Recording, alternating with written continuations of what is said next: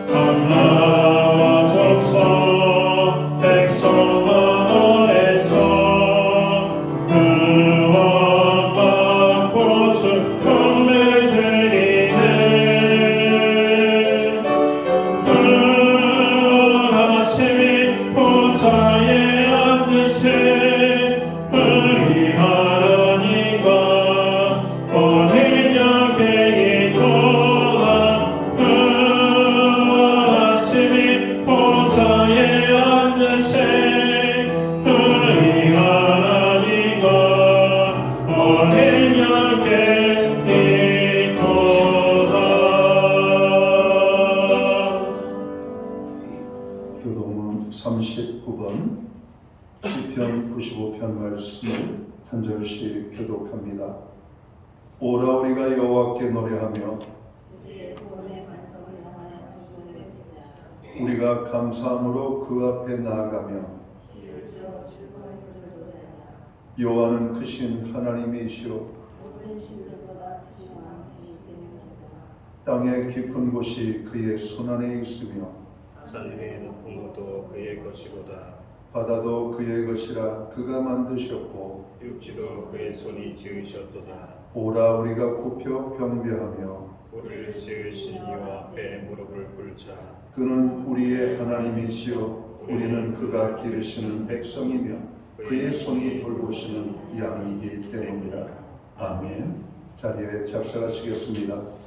찬송가 44장 찬양, 옛 찬송가는 56장입니다. 오늘 이 찬양으로 하나님 앞에 영광 돌리고 드려지는 예배를 위하여 박용석 전도사님 기도하시겠습니다.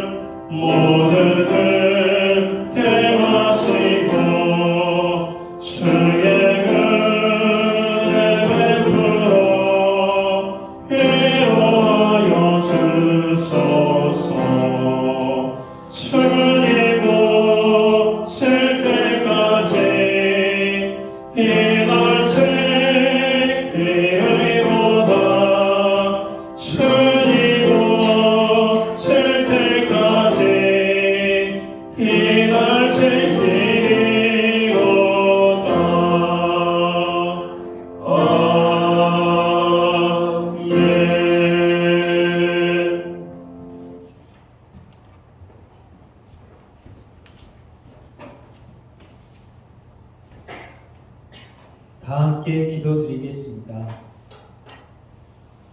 우리의 화평과 복을 주시는 하나님 아버지께 찬양과 영광을 올려드립니다. 저희를 하나님과 화목하게 하시려고 십자가의 희생제물이 되어주신 예수님의 은혜와 사랑에 감사드립니다. 하나님께서는 이스라엘 백성이 입술을 부정했을 때 속죄 제사를 드리고 용서받으라고 하셨습니다. 이처럼 하나님께서는 하나님의 백성에게 입술의 거룩함을 원하셨지만, 하지만 하나님의 백성된 저희는 다른 사람을 험담하고 악한 말을 하고도 회개하지 않는 입술이 부정한 자임을 고백합니다. 또한 하나님께서는 이스라엘 백성에게 하나님께서 주신 계명을 하나도 어기면 속건 제사를 드리고 용서받으라고 하셨습니다. 이처럼 하나님께서는 저희가 하나님의 말씀을 순종하기 원하셨지만, 하지만 저희는 적당히 죄와 타협하고 상황에 따라 죄를 정당화하며 말씀을 지키지 않는 자임에도 불구하고 회개하지 않는 자임을 고백합니다. 이렇게 목이 곧은 저희를 예수님의 보혈로 용서하여 주옵시고, 주님의 사랑과 은혜로 저희의 입술이 화평하게 하는 입술이 되게 하시고, 주님의 말씀을 의지하고 순종하여 주님과 동행하는 겸손한 자가 되게 하옵소서. 하나님 아버지, 많은 비로 인하여 나라 곳곳에 피해가 속출하고 있습니다. 피해를 당한 모든 분들과 또한 가족들에게 하나님의 유로하심과 보호하심이 함께하여 주옵소서. 더 이상 피해가 없도록 막아주시고 지켜주시기를 간구합니다. 주님, 여름 휴가철과 방학을 맞이하는 기간입니다. 이 기간 동안 저희가 예수님 안에서 영혼육이 잘 쉬고 기쁨과 안식을 누리며 힘을 얻고 충전하는 시간 되게 하옵소서. 그래서도 하나님의 나라를 위해 쓰는 저희들이 되게 하옵소서. 교회 학교가 여름 성경 학교를 준비하고 있습니다. 선생님들의 건강과 충만함을 주셔서 잘 준비하게 하시고 그 수고를 갚아주실 것을 믿고 기도합니다. 또한 많은 어린 영혼들이 와서 예수님의 사랑과 용서를 경험하는 복된 시간들이 되게 하옵소서. 또한 주일학교의 부흥이 되는 시작이 되게 하옵소서. 주님, 세상은 점점 강팍해지고 사랑은 식어가고 자비가 사라지고 있는 시대이지만 여전히 많은 사람들은 사랑을 받기를 갈구하고 있습니다. 이때 예수님의 사랑을 경험하는 우리가 먼저 예수님의 사랑을 전하여 잃어버린 영혼들이 구원받아 주님의 기쁨에 참여하는 저희가 되게 하옵소서. 오늘 복된 주님의 말씀을 전하기 위해 담임 목사님 단위에 세우셨으니 성령님 우리의 심령에 축복을 주셔서 선포된 말씀이 저희 영혼의 믿음의 양식이 되어 깊은 곳에 그물을 던질 수 있는 순종의 삶을 살 수 있도록 하옵소서. 우리 목사님 영권에 항상 강건하게 하시고 더욱 주님의 능력을 담대함과 믿음을 주셔서 주님의 복음에 전파되는데 더욱 귀하게 사용하여 주실 것을 믿고 기도합니다. 고통과 억압 가운데 있는 사람들에게 주님의 회복과 자유가 임하기를 기도드리며 이 모든 말씀 귀하신 예수님의 이름으로 기도드립니다.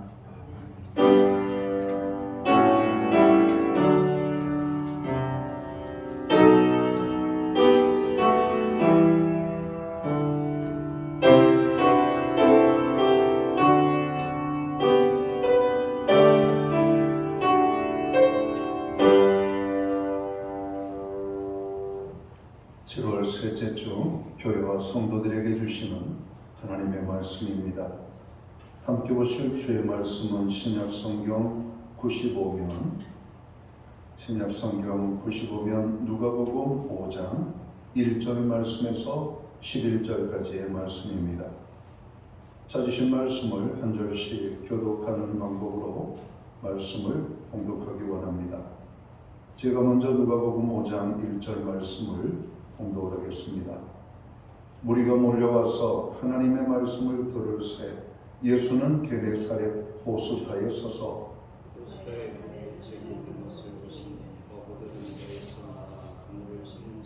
예수께서 한 배에 오르시니 그 배는 시몬의 배라 육지에서 조금 되기를 청하시고 앉으사 배에서 무리를 가르치시더니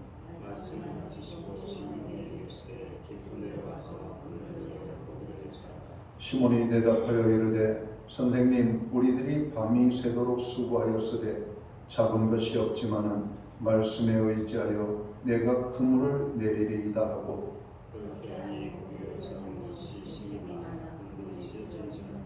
이에 다른 배에 있는 동무들에게 손짓하여 와서 도와달라 하니 그들이 와서 두 배의 채움에 잠기게 되었더라.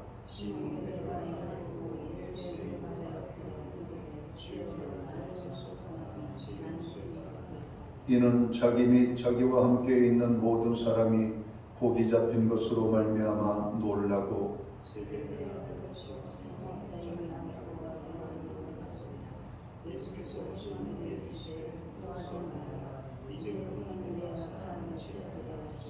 (11절은) 함께 읽겠습니다. 그들이 배들을 육지에 대고 모든 것을 버려두고 예수를 따르니라. 아멘. 찬송가 216장 찬양, 옛 찬송가는 356장입니다. 오늘 이 찬양 1절과 4절 찬양으로 영광을 돌리고 드려진 헌물 위하여 봉헌 기도 드리겠습니다.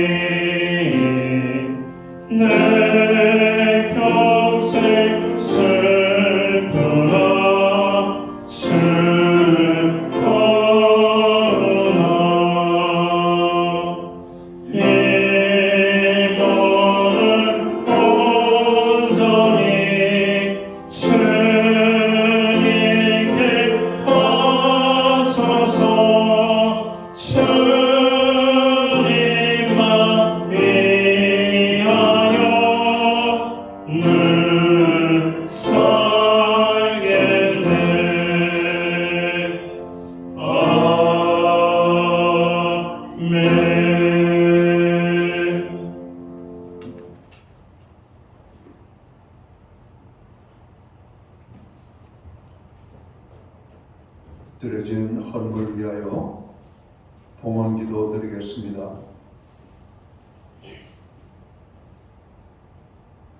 사랑이 많으신 거룩하신 하나님 아버지, 저희들 오늘 거룩한 성예를 허락하시고 아버지의 존전에 모여 찬양과 경배와 예배함으로 영광을 돌리며 나아가게 하심을 감사합니다. 우리가 믿음으로 나아가 신령과 진정으로 예배할 때 우리의 예배를 통하여 홀로 큰 영광을 받아 주옵소서. 이 시간 간구하옵기는 많은 폭우로 인하여 참으로 이 땅에 많은 피해와 인명과 재산의 손실과 고통이 아버지 하나님 이 땅에 가득함을 고백합니다. 주님, 그들에게 긍휼의 손길을 허락하여 주시옵소서. 주님의 사랑으로 저희들을 붙잡아 주시기를 원합니다. 저희들에게 새 힘을 주셔서 이 모든 어려움을 이기고 저들의 삶의 자리에 절망을 내려놓고 주님이 주시는 희망을 붙잡고 다시 한번 일어날 수 있는 은혜를 허락하여 주시옵소서. 하나님, 저들에게도 오늘도 하나님 살아계심이 함께 하심을, 정말 아름다운 그 모든 하나님의 은혜를 저들의 삶의 현장 속에서 경험하게 하여 주시옵소서. 우리를 사랑하시되 눈동자처럼 사랑하시는 그 하나님의 사랑을 다시 한번 경험하며 주님이 주시는 소망을 가지고 일어나게 하여 주옵소서. 하나님, 오늘 우리가 드리는 이 예배 홀로 영광받아 주옵소서. 오늘 정성된 헌물로 주님 앞에 봉헌의 헌물을 올려드립니다. 베풀어 주신 은혜를 생각하고 또 주님께 받은 모든 축복과 우리가 누리는 모든 것이 주님으로부터 온 것임을 알고 고백하며 오늘 물질로 하나님 앞에 나아가오니 이 예물을 기쁘시게 헌명하여 주옵소서. 11조의 예물로 드립니다. 각종 제목의 감사의 예물로 드립니다. 목적성 헌물들과 주일헌금으로 드리오니 이 예물을 받아 주옵소서. 드린 손길들을 또한 기억하시고 축복하여 주시옵소서. 하늘복 내려주시고 땅의 복으로 풍성케 하시며 영육간에 강건함을 주시고 부르짖어 간구하는 기도에 응답을 주시며 선대생하는 일들마다 열매가 있게 하시고 발로 밟는 지경을 넓혀주시되 그 땅이 화평의 땅이 되게 하여 주시옵소서. 가정엔 화목을, 일터엔 형통과 풍성을, 선물로 주신 자녀의 삶 속에는 하나님 동행하심으로 인한 아름다운 간증의 고백이 끊임없이 고백되게 하여 주시옵소서. 하나님, 우리로 하여금 기도하게 하여 주시니 감사합니다.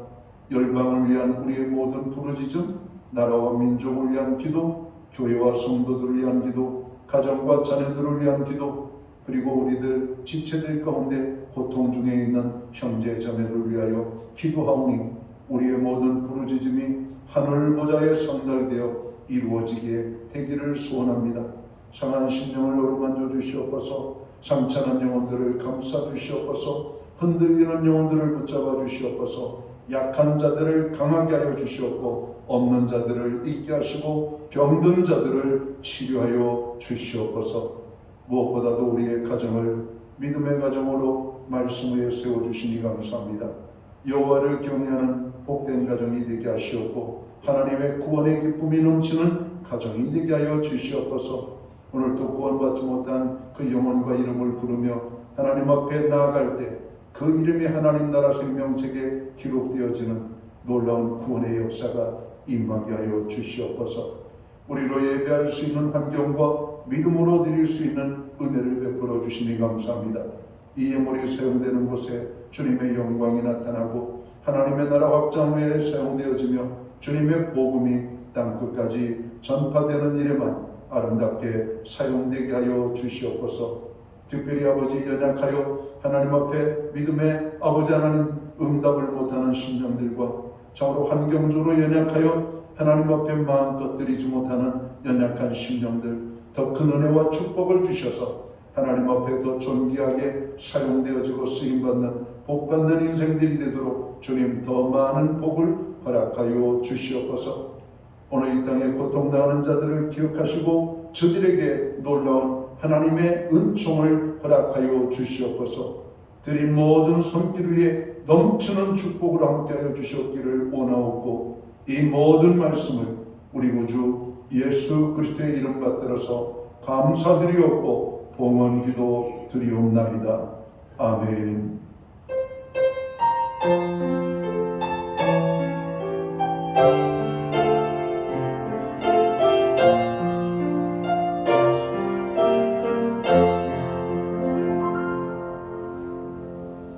저는 이 시간 교회를 대신해서 7월 셋째 주 거룩한 주일 예배에 참여하신 한 분 한 분을 환영하고 여러분 모두를 축복합니다.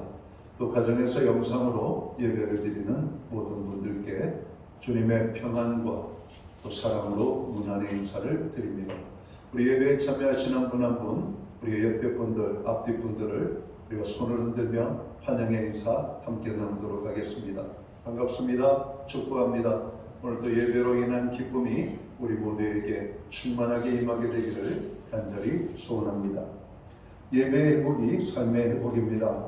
항상 예배에 힘쓰는 성도들이 되시기를 부탁을 드립니다. 교회를 위한 중보기도에 여러분들 함께 해주셔서 감사합니다. 우리가 아는 것처럼 나라가 시끄럽고 오늘 폭우와 여러 가지 많은 정로 산사태, 비 피해로 인한 인명과 재산 그리고 고통 중에 있는 분들이 너무나 많습니다. 지금도 폭우로 인하여 정로 생사의 갈 길에 있는 많은 분들이 있는데 하나님 그들에게 큰 평안과 위로하심과 그들을 건져달라고 우리는 또한 중보기도 해야 되겠습니다. 교회를 위한 중보기도에도 여러분들 관심을 갖고 힘써 기도해 주시기를 바랍니다. 식중독과 전염병 여러분 많이 발병하고 있다고 합니다. 이런 건강에 유의하시기 바랍니다. 목장 기도 모임은 금주부터 8월 27일 주일까지 잠시 방학을 맞이합니다. 그동안 수고하신 목자들 그리고 모든 목원들 한 분 한 분, 우리가 목장은 공식적으로 방학을 맞이하지만 목장의 기도 모임은 계속적으로 개인적으로 가정에서 또 교회에서 어느 곳에나 여러분 앉는 그 자리가 기도의 자리임을 알고 늘 기도로 함께 해주시면 좋겠습니다. 교회 여름성경학교가 8월 5일과 6일 양일간에 걸쳐서 진행을 합니다. 기도해 주시고 도움을 주실 분들은 또 담당 사역자에게 연락을 해주시면 되겠습니다. 어떻게 도울지 모르시는 분들은 아마 잘 설명을 해주실 것입니다. 매주 수요일마다 교회는 온라인 성경 공부를 제공하고 있습니다. 금주는 8과 또 가정생활에 대하여 저희가 공부하도록 하겠습니다. 성도의 가정생활은 어떻게 해야 되는가, 이 공부를 통해서 여러분 배우시기를 바랍니다. 나라가 많이 어지럽습니다. 이 폭우 속에서도 여러 가지 나라를 혼란하게 하는 사람들이 많이 있는 것 같습니다. 나라를 위해서 기도해 주시고 특별히 의료인들의 여러분 집단적인 어느 행동으로 인하여 많은 사람들이 적절할 때 치료를 받지 못하고 고통 중에 있다는 뉴스를 접합니다. 다행히 그들 모두가 오늘 그들의 현장의 삶의 현장으로 돌아가기로 결정했다는 것은 반갑습니다. 그러나 어떤 이유로 우리의 이익 때문에 다른 사람에게 고통을 주는 것은 우리가 해서는 안 되겠습니다. 주님은 우리에게 말씀합니다. 너희는 만민에게 복음을 전파하라고 때를 얻든지 못 얻든지 저들이 듣든지 아니 듣든지 하나님의 복음을 전파하라 말씀합니다.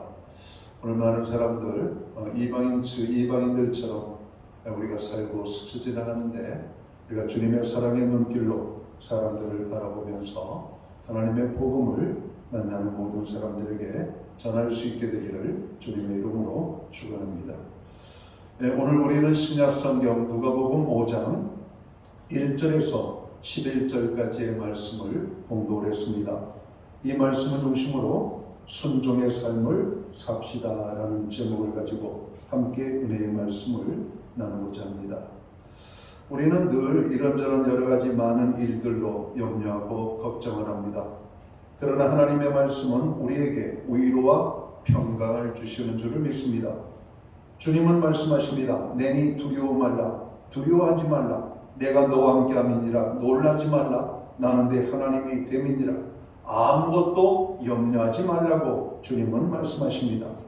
사랑하는 성도 여러분, 우리 인생은 불안하지만 우리가 전능하신 하나님의 말씀을 날마다 묵상하고 그 말씀을 붙들 때 우리는 승리하고 담대한 삶을 살 수 있습니다.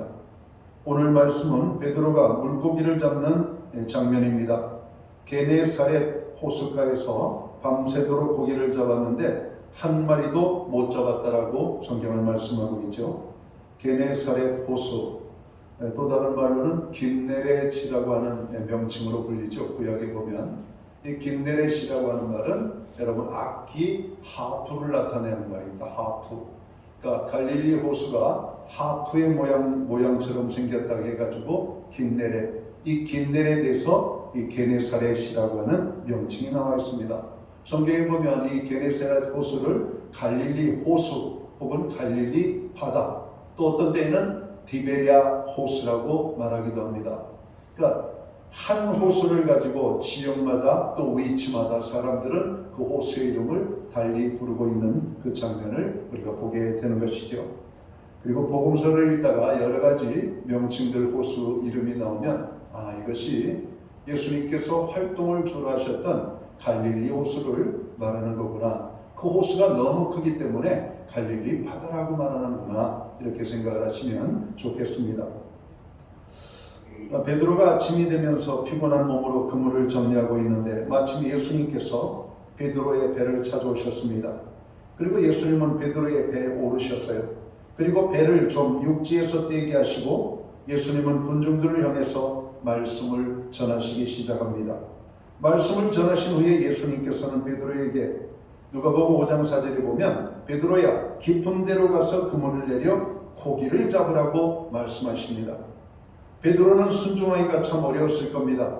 그런데 이렇게 대답하죠. 누가복음 5장 5절에 보면 제가 밤이 새도록 수고했지만 얻은 것이 없습니다.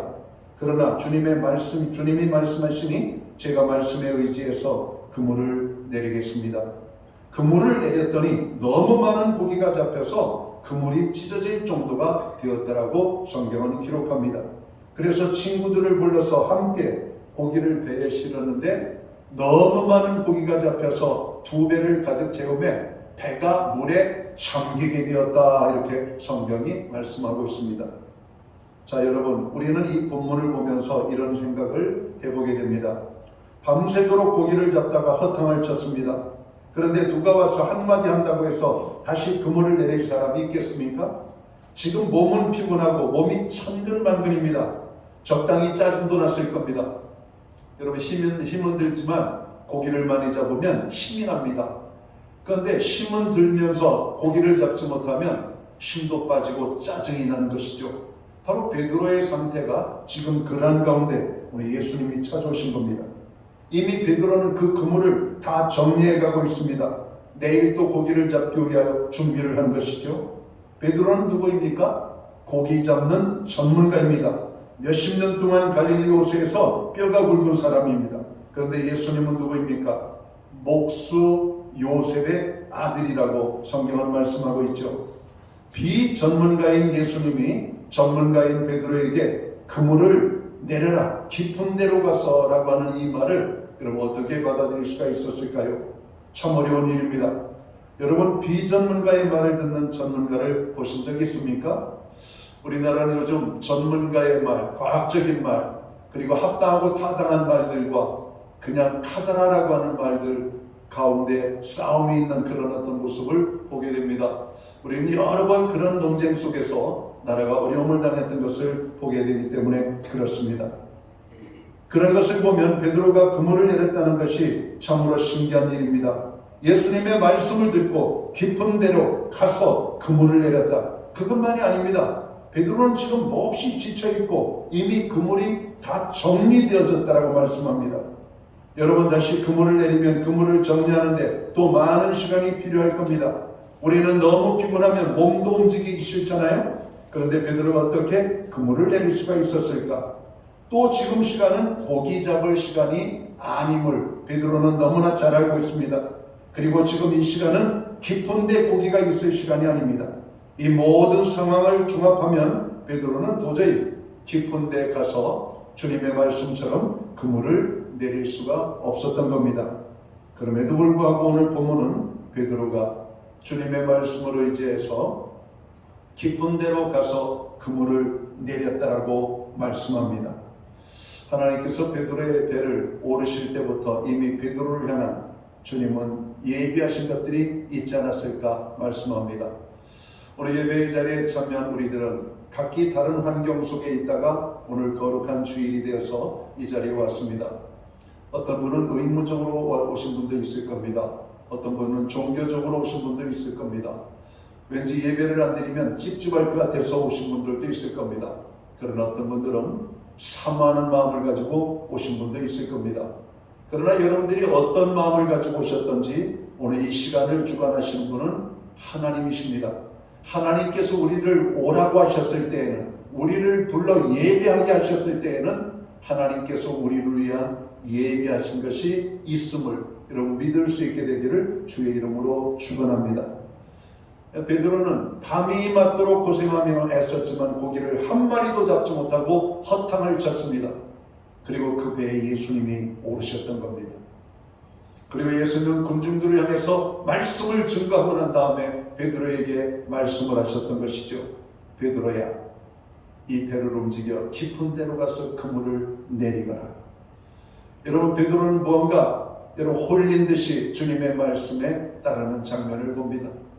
밤이 맞도록 수고하고 내가 잡은 것이 없지만 주님의 말씀에 내가 의지하여 깊은 데로 가서 그물을 내리리이다.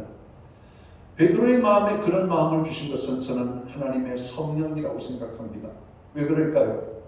베드로의 배에 올라서 예수님이 오늘 육지에 앉아있는 사람들 향해서 말씀을 증거했습니다.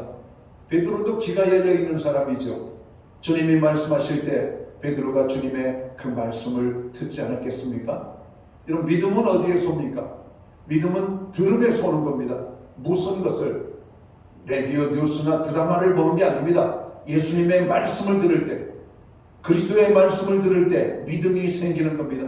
오늘 베드로가 주님의 말씀을 들으면서 인생, 저로 오늘 같은 날 비참한 날이 없었을 겁니다. 밤이 맞도록, 그것도 베테랑 어부가 한 마리의 물고기를 잡지 못한 가운데 주님의 말씀을 들으면서 그 마음이 녹아지지 않았을까? 그래, 내 인생은 내가 열심히 수고한다고 사는 것이 아니라 하나님이 복 주셔야 사는구나. 하나님이 은혜를 주셔야 사는구나. 하나님이 함께 하시지 아니하면 나는 아무것도 아니구나. 오늘 이 말씀을 하시는 저분은 분명히 하나님께서 우리에게 보내주신 귀한 분일 거야. 그 마음이 있었을 겁니다. 그리고 주님이 말씀하실 때 베드로의 마음이 움직였다라고 저는 생각합니다. 성도 여러분, 하나님은 누구십니까? 베드로의 마음속에 감동을 불어넣어 주셔서 도저히 순종할 수 없는 상황이지만 그로 하여금 순종하게 하는 분이 바로 능력의 주님이십니다. 물고기 떼의 방향을 움직일 수 있는 전능하신 주님이신 줄을 믿습니다. 주님은 깊은 곳에 고기들을 명령하여 보이라고 했을 겁니다. 성경에는 안 나와 있지만 우리는 성경의 또 다른 모습을 통해서 여러분 그런 장면들을 연상할 수가 있습니다. 광야 생활하던 이스라엘 백성들이 애굽에서 먹던 고기 생각이 간절했습니다. 매일같이 만나를 먹으니까 만나가 질리기 시작했어요. 여러분, 만나를 먹던 그들은 원망하고 불평합니다.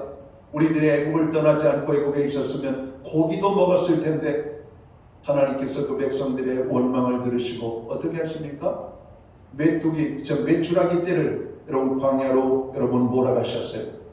그리고 메추라기 떼들이 떨어지기 시작하는데 그들의 여러분 허벅지 근처까지 쌓일 정도로 메뚜기 떼가 메추리 떼가 쌓였다라고 말합니다. 그리고 그들이 더 이상 고기 냄새 맡기 싫어할 정도로 여러분 고기를 먹게 해주신 분이 여러분 하나님이십니다. 여러분 깊은 데로 고기를 모으시는 분이 하나님 아니실까요? 천지만물을 지으신 하나님, 바다와 바람도 잠잠하게 하신 하나님, 오늘 물고기를 명하여 모여라 여러분 모이시지 않았습니까? 베드로는 그 고기를 여러분 그물로 잡은 것이 아니라 그냥 이렇게 떠낸 겁니다. 여러분 그물이 가득하게 물고기를 잡은 거예요. 여러분, 우리가 베드로였다면 순종할 수가 있었을까요? 너무나 힘들고 피곤하고 짜증도 납니다. 근데 주님은 깊은 데로, 아니 지금 이 시간에는 깊은 데는 고기가 없는 시간이에요. 잡을 수가 없는 시간인데 오늘 고기를 잡기 위하여 깊은 데로 가서 그물을 내리라니, 밤새도록 한 마리도 못 잡았는데 고기 잡는 방법도 알지 못하시는 분이 와서 깊은 데로 그물을 내리라고 하는 그 말에 여러분, 순종할 수 있는 사람은 그다지 많지 않을 겁니다. 그러나 베드로는 순종했다라고 성경을 말씀합니다. 선생님, 내가 밤이 새도록 수고하였으되 잡은 것이 없지만 주의 말씀에 의지해서 내가 그물을 내리겠습니다. 이 놀라운 선언 아닙니까? 이것이 베드로의 순종의 모습입니다. 성도 여러분, 순종은 말씀을 따르는 것입니다. 어느 목사님이 말씀하시기를 믿음이 무엇이냐 이렇게 물었습니다. 믿음이 무엇이냐? 여러 가지 많은 이야기들을 이곳저곳에서 이야기를 합니다. 목회를 오랫동안 하셨고 은퇴를 하신 이 목사님은 이렇게 말합니다. 믿음은 복잡한 게 아니라 믿음은 순종입니다. 이렇게 말하더라고요. 저는 믿음 생활을 많이 하셨다는 분을 봅니다. 믿음이 좋다는 분도 봅니다. 그런데 그 믿음을 순종이라고 하는 여러분 방정식 속에 집어넣으면 믿음이 오래된 것이 결코 믿음이 좋은 것이 아닙니다. 믿음이 좋다라고 말하는 것이 그냥 단지 그분의 몇몇 모습만 보고 믿음이 좋은 게 아닙니다. 딱 하나, 순종의 모습을 보면 되는 겁니다. 주님을 사랑하는 모습을 보면 알, 여러분 순종이 여러분 무엇입니까? 믿음이고 믿음이 순종이라고 하는 말입니다. 존 메가더 목사님도 같은 말을 했습니다. 그리스도인의 삶이 무엇이냐? 한마디로 요약하면 그것은 순종이다 이렇게 말했습니다. 그분은 이렇게 결론 나기도 하죠. 하나님이 우리를 부르시면 순종하게 하기 위함이다 이렇게 말합니다. 하나님의 말씀에 순종하지 않고 하나님께로 나아갈 수가 없습니다. 믿음은 순종입니다. 그리스도인의 삶은 무엇일까? 딱 한마디로 정의한다면 순종이라고 하는 말씀입니다. 베드로가 예수님의 제자들 가운데 수석 제자가 된 것도 바로 이러한 믿음입니다. 베드로에게 있는 믿음이라고 하는 말씀이죠.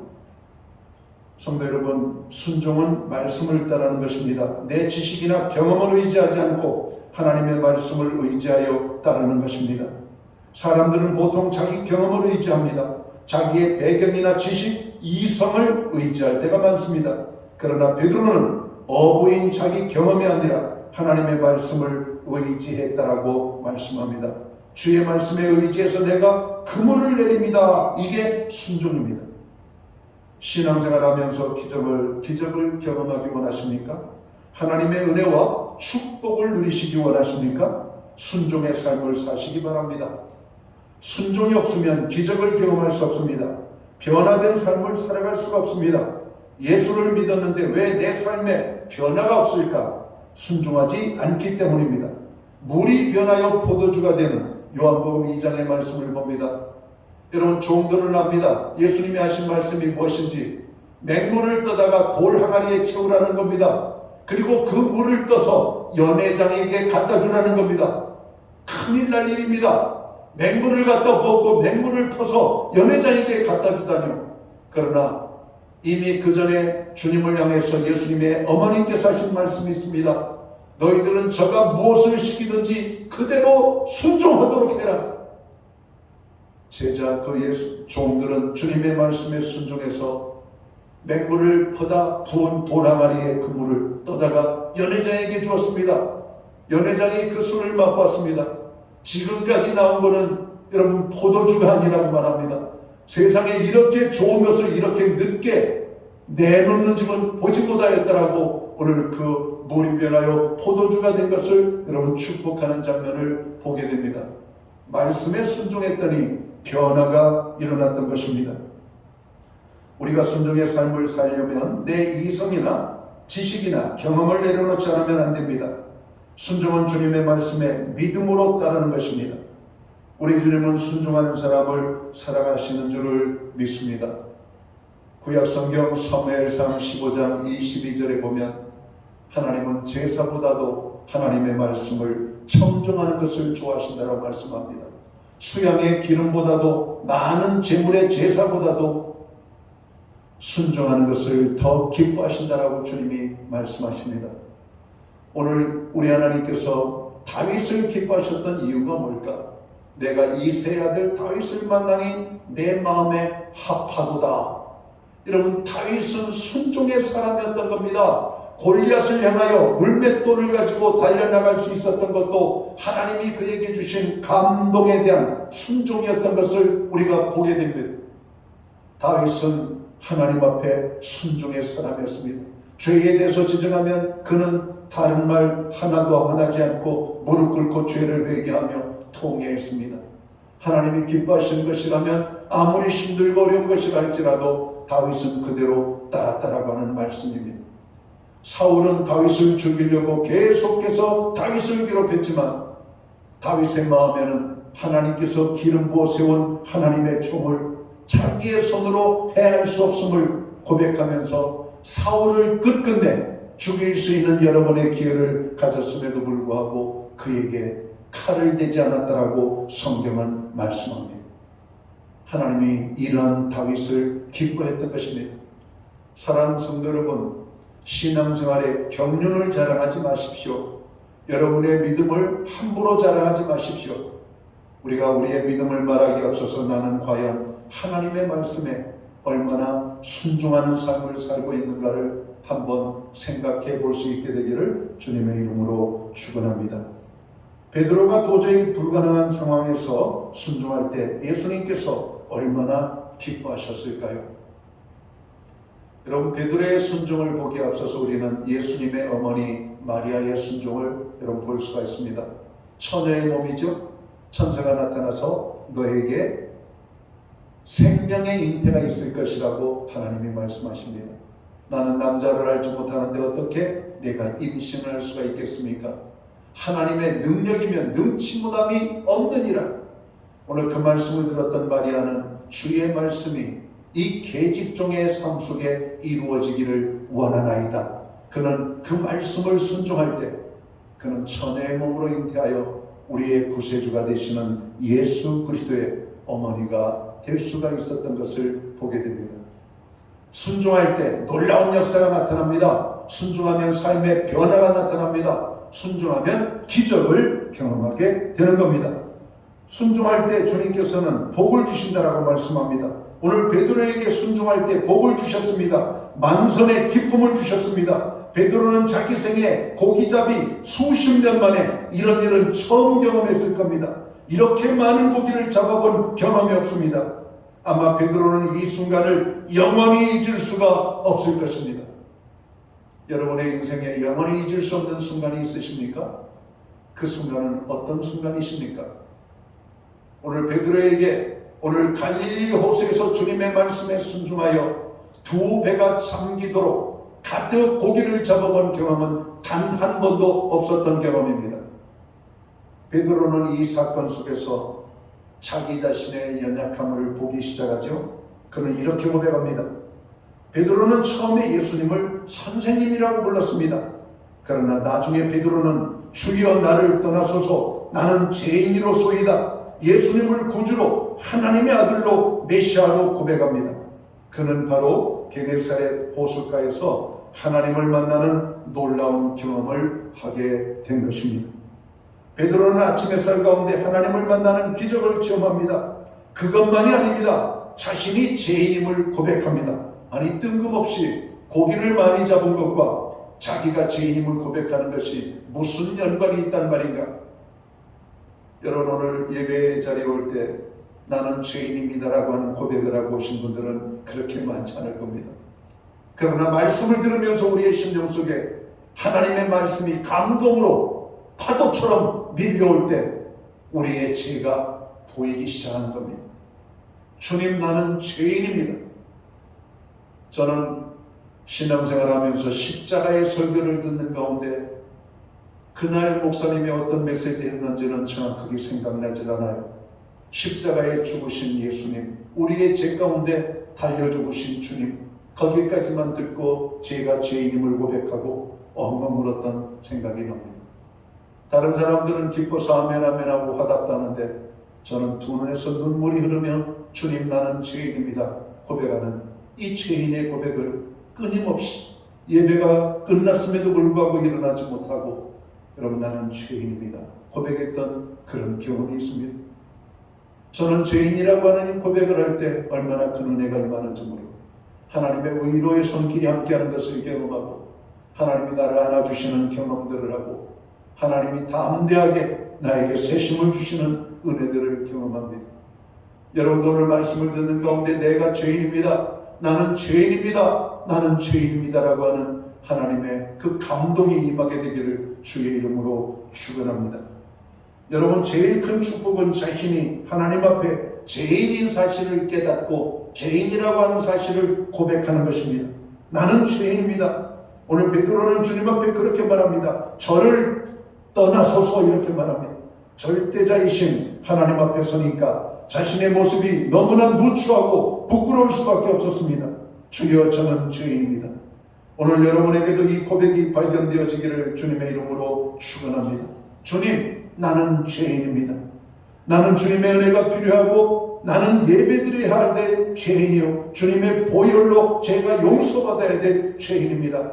오늘 이 고백이 우리에게 필요하다는 겁니다. 오늘 본문에서 찾아지는 베드로의 진정한 기쁨은 만선의 기쁨만이 아닙니다. 자신이 죄인됨을 고백하는 기쁨이에요. 하나님을 만난 기쁨이고 자신의 삶이 변화되어지고 주님의 제자가 되는 기쁨입니다. 11절에 보면 베드로를 향하여 요한과 세베대의 아들 야고보를 향하여 나를 따르라고 말씀하셨고 그들은 모든 것을 버려두고 주님을 따랐다라고 말씀합니다. 창세기부터 계시록까지 성경을 쭉 읽으면서 마음에 와닿는 것이 있습니다. 성경의 많은 왕들과 역사의 이야기가 가득합니다. 그리고 하나님의 종들이 하나님의 말씀을 받고 반응하는 모습들을 보게 됩니다. 그 말씀에서 찾아지는 결론은 딱 이것입니다. 하나님의 말씀에 순종하는 사람들은 잘되고 복을 받는데 반면에 하나님의 말씀을 무시하고 불순종하는 사람들은 저주를 받고 실패하고 병들고 죽음에 이르는 모습들을 보게 된다는 겁니다. 이것이 성경의 신문입니다. 가장 크게 와닿는 것입니다.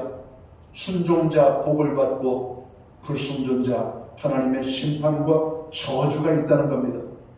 신명기 28장을 우리가 축복장이라고 말합니다. 그러나 신명기 28장은 축복만을 말씀하고 있는 것이 아니라 하나님의 말씀에 불순종하는 자에 대한 저주의 이야기가 절반 이상 기록되어져 있다는 사실을 우리가 알아야 될 것입니다. 베드로의 삶에 순종이 있었기에 기적은 일어났습니다. 그는 예수님을 따르는 제자가 되었고 그것으로 그의 운명이 완전히 바뀌었습니다. 갈릴리의 어부가 사람을 낚는 어부가 되는 순간이었습니다. 하나님께서 우리에게 성경을 주신 이유가 있습니다. 성경을 연구하고 성경을 저로 이런 공부하라고 주신 것이 아닙니다. 묵상하고 암송하라고 주신 것이 아니에요. 성경을 주신 목적은 성경대로 살라는 것입니다. 여러분 우리가 성경대로 더 잘 살려고 연구하고 묵상하는 겁니다. 성경대로 우리가 더 잘 살려고 하나님의 말씀을 가슴에 새기는 겁니다.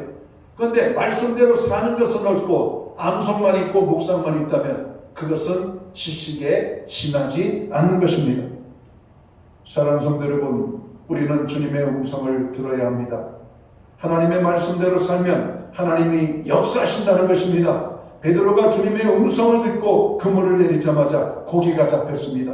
2배 채우게 되었습니다. 몇 시간 전까지만 해도 잡히지 않던 고기가 예수님의 말씀을 듣고 그물을 내리니까 그물이 찢어질 정도로 2배 가득 찰 정도로 배가 가라앉을 정도로 많이 잡혔다라고 말씀합니다. 오늘 우리도 하나님의 말씀대로 살면 베드로의 축복을 경험하게 될 것을 믿습니다. 헛수고하던 인생이 열매 있는 인생으로 변화됩니다. 생각이 변화되고 말이 달라지고 우리의 얼굴빛이 달라지게 될 것입니다. 가치관이 바뀌게 되고 삶이 변화될 줄 믿습니다. 육체의 쾌락을 쫓던 사람들이 성령을 따라 살게 되고 자기 생각에 사로잡혀 살아가는 사람들이 하나님의 생각에 초점을 맞추고 살아가게 될 것입니다. 오늘 예배드리는 저와 여러분에게 이런 하나님의 역사가 아름답게 임하게 되기를 주님의 이름으로 축원합니다. 성도는 순종의 삶을 살아야 합니다. 기도하겠습니다. 하나님 아버지, 순종할 때 기적을 경험합니다. 순종할 때 주님의 주님 되심이 보입니다. 믿음 생활 많이 했다라고 우리는 자부했습니다. 내 믿음 그래도 괜찮은 믿음이라고 주님 사랑하고 우쭐대고 그랬습니다. 11조를 드리는 믿음, 직분에 따라 열심히 섬기는 믿음, 맡은 바 책임과 의무를 감당하는 믿음. 그러나 주님, 그 모든 것을 행하기 이전에 나는 진정 주님의 말씀에 순종하고 있는가를 생각하게 하여 주옵소서. 오늘 예배에 참여하는 주의 모든 백성들이 순종의 사람이 되어서 하나님의 기적을 보고 축복을 경험하고 하나님의 놀라운 능력에 사로잡혀 주님 오시는 그날까지 믿음으로 살아가는 축복자들이 될 수 있도록 인도해 주옵소서. 예수님께 하신 이름으로 기도합나이다. 아멘. 자리에서도 함께 일어나셔서 찬송가 406장 찬양 1절 찬양 드리고 축도함으로 오늘 예배를 마칩니다.